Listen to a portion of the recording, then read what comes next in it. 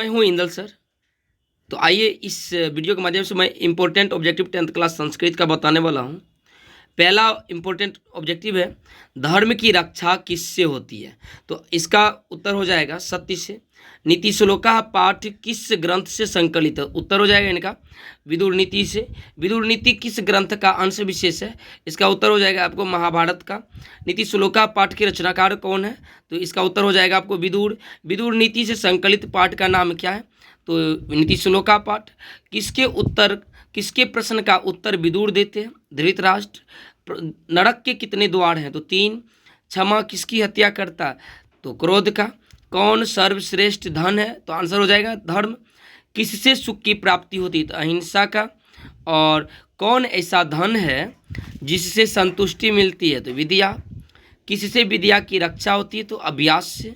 कहा भी गया है कि सत्येन रक्षते धर्मो विद्या योगेन रक्षते अमृज्या रक्षते रूपम कुलम वृत्तेन रक्षते। रूप की रक्षा किससे होती है? तो उबटन से। खानदान बोलिए, परिवार बोलिए या वंश बोलिए, इसकी रक्षा होती है आपको अच्छा आचरण से। घर की लक्ष्मी कौन होती है? तो स्त्री होती है। अपयश को कौन नष्ट करता है? तो नम्रता।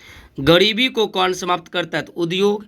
अशुभ लक्षणों को कौन समाप्त करता है? सद्व्यवहार। प्रगति की इच्छा रखने वाले मनुष्य को कितने दोष त्याग देना चाहिए? 6। काम क्रोध और लोभ किसके द्वार है? नरक के। तब कहते हैं धृतराष्ट्र किससे प्रश्न पूछते हैं? विदुर से। विदुर नीति ग्रंथ किस रूप में है? तो विदुर नीति ग्रंथ हो गया प्रश्न उत्तर रूप में। जो व्यक्ति अविश्वासी पर भी विश्वास करता है उसे क्या कहते हैं? मूढ़चेता नराधम।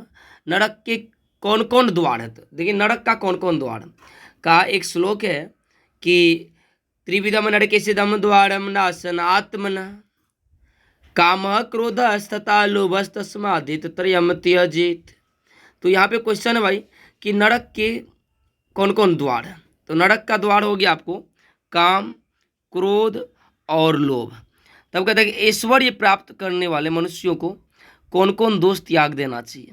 तो कहा जाता है कि षड दोषा पुरुषेने हातव्या भूति मिक्षिता निंद्रा तंद्रा भयम क्रोधम आलस्यम दीर्घ सूत्रता। यानी ऐश्वर्य प्राप्त करने के लिए मनुष्य को कुल 6 दोष त्याग देना चाहिए। निंद्रा, तंद्रा, भय, क्रोध, आलस्य और दीर्घ सूत्रता। अधिक बोलने वाले व्यक्ति को क्या कहा जाता है? तो मूर्ख। प्रगति की इच्छा रखने वाले मनुष्य को कितने दोष त्याग देना चाहिए? तो 6 दोष।